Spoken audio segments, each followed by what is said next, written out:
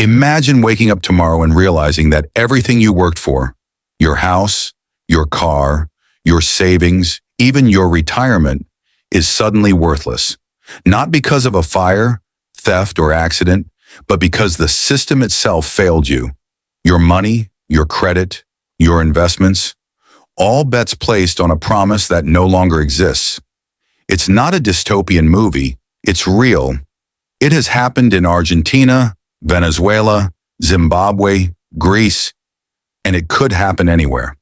Today, I'll show you the hidden traps that destroy middle-class lives in an economic collapse, and why the very purchases you thought were smart may be your undoing. Picture Maria, 43, living a comfortable life in Buenos Aires in December 2001. She has an apartment in the Palermo neighborhood, a car she bought on credit, a vacation home outside Mendoza, life insurance, a university degree, and a home filled with electronics and designer furniture. She did everything right. She followed the rules. She saved. She invested. She built a life based on stability, predictability, and trust in the system. Then came the Corralito. On December 1st, the Argentine government froze all bank accounts. Limits were imposed, 250 pesos per week. The dollar peg collapsed, and the currency lost 70% of its value in weeks. Riots erupted. Supermarkets emptied. Police fired tear gas on crowds of retirees banging pots outside the Casa Rosada. Overnight, Maria's life flipped. Her apartment was still there, her car still ran, her life insurance existed, but all their value had vanished. The system she trusted, the rules she obeyed, the purchases she believed guaranteed stability, betrayed her. This is not an isolated story. History repeats itself, mechanically. In Japan 1991, after a decade of soaring real estate prices, middle-class families found their homes lost 70 to 80% of value. The Nikkei boom left ordinary buyers trapped in mortgages they couldn't escape. In the U.S. 2008, millions of families lost their homes, not reckless speculators, but people who bought at the wrong time on what they were told were safe loans.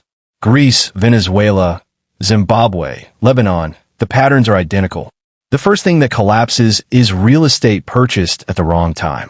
Homes, vacation properties, even commercial buildings can turn into financial prisons. The illusion that property is always liquid, that you can sell when you need, evaporates when the system fails. Mortgage payments continue, taxes rise, maintenance costs remain, but the market disappears. A home bought as an investment becomes a liability. Next is the car purchased on credit. Cars are not just metal, they are nodes in a network. They need fuel, parts, roads, insurance, and a functioning economy to operate. Remove these inputs, as happened in Venezuela and Cuba, and your shiny new car becomes a useless ornament in your driveway while the debt remains. Then come financial products, pensions, life insurance, retirement funds. They are promises based on currency stability, solvent institutions, and predictable regulations. When hyperinflation or government seizures hit, as in Famar, Germany, Argentina 2008, or Lebanon 2019, the promises remain, but their value evaporates. A university degree, the supposed safeguard of the educated, can also fail you. In the Soviet Union, Greece, and Spain, degrees became mere papers when the labor market collapsed. Highly educated professionals ended up earning less than street vendors, their years of study providing no protection against a broken system. Finally, consumer goods bought on credit, electronics, furniture, designer items become weight. During Zimbabwe's 2008 hyperinflation or Lebanon 2019 collapse, people filled their homes with stuff they couldn't resell, couldn't repair, and couldn't convert into essentials. Consumption itself, the supposed proof that everything was fine, became a trap. The takeaway is brutal. The middle class is mechanically exposed to systemic failure. The very things they were told guarantee security, homes, cars, insurance, degrees, consumer goods, are the things most likely to fail when the system collapses. History is clear. Collapses destroy the middle class first. The rich and the poor are less affected because their exposure is structurally different. Middle class stability is an illusion, a series of bets stacked on the assumption that the system never fails. Every home, car, policy, degree, and credit card purchase is not just a choice. It is a bet on the future. And not just any future. A stable economy, a solvent government, predictable markets, and functioning institutions. Each purchase carries multiple hidden risks. Homes. You're betting the currency won't collapse. The labor market will support your mortgage. The real estate market remains liquid, and government taxes won't spiral out of control. Fail one of these bets, and your home could trap you for decades. Cars. You're betting fuel, parts, insurance, and infrastructure remain available, and that your income will cover payments. Remove even two of these inputs, as Venezuela or Cuba experienced, and a car becomes a liability. Financial products. Life insurance, pensions, and retirement accounts are promises. You're betting on the solvency of institutions, stable regulations, government restraint, and inflation under control. Hyperinflation, nationalization, or regulatory changes can wipe out decades of savings. Education. A degree is a bet on a labor market. That market must exist. It must value your credentials. It must allow your debt to be serviced by your future income. If the economy collapses, degrees can become meaningless pieces of paper with debt that persists. Consumer goods. Every purchase assumes a functioning currency and supply chain. Electronics need technicians. Clothes need replacements. Appliances need parts. In a collapse, these assumptions fail, and consumption becomes dead weight. This is where the middle class is uniquely vulnerable, fully invested, fully committed, fully dependent. Their wealth is concentrated in assets that are both leveraged and fragile. A single systemic shock collapses multiple bets simultaneously. Survivors of past collapses had common habits. Liquidity. They kept a portion of resources accessible, not tied to illiquid assets or institutional intermediaries. Diversification. Their wealth was not concentrated in a single asset, currency, or country. Optionality. They retained the ability to move, adapt, and respond. Resilience over consumption. They prioritized capabilities that worked under stress, not luxuries or status symbols. Understanding systemic fragility. They knew rules can change. Contracts can be rewritten. Currency can devalue. Institutions can fail. Maria didn't know these lessons. She didn't see the bets she had unknowingly made. And when the Argentine system collapsed, she paid the price. The core truth is stark. There is no villain here. No one conspired to ruin Maria. The system was not malicious. It was structured for stability under ordinary circumstances. Collapse doesn't violate the rules. It reveals their fragility. This is not theory. It is historical fact. Since 1900, there have been dozens of sovereign debt crises, currency collapses, and banking failures worldwide. The average adult has roughly a 1 in 3 chance of living through a major financial collapse. Yet culture, policy, and education treat collapse as an impossibility. The system reassures you, selling stability while depending on it remaining intact. Every purchase is a bet on systemic continuity. The middle class makes these bets more intensely, more broadly, and with more leverage than anyone else. When the bets fail, the results are catastrophic. Maria survived the collapse, but only just. Her apartment still stands, but its market value is a fraction of what it once was. Her car still runs, yet fuel and maintenance costs eat into her reduced income. Her life insurance did pay out, but the money could barely cover basic expenses when the currency had lost most of its purchasing power. Her vacation home sits empty outside Mendoza, a constant drain of taxes and upkeep in a market without buyers. Her university degree hangs on the wall like a relic, valuable in sentiment, but only marginally useful in practice. Today she works administrative jobs, earning a fraction of her previous salary. She is alive, yet the life she once knew exists only in memory. Maria's story isn't about dramatic ruin. It's about quiet devastation. It's about the way an economic collapse doesn't always destroy materially, but slowly erodes the financial foundations of ordinary lives. Money trapped in a single banking system can be locked away or devalued. Assets that seem secure can become illiquid. Contracts once honored lose economic meaning. Her survival isn't a victory. It's a testament to adaptation under strain.